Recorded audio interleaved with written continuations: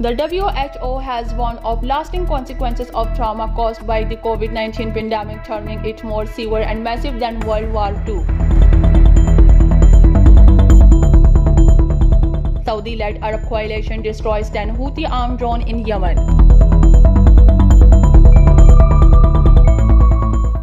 US envoy and Taliban representative discuss Afghanistan situations.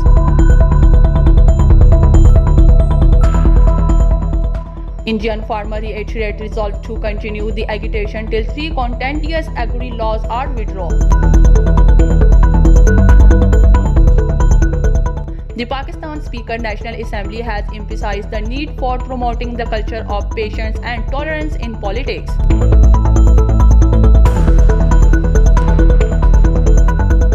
One policeman was killed and 7 others wounded in a Houthi drone attack in Yemen, Taiz.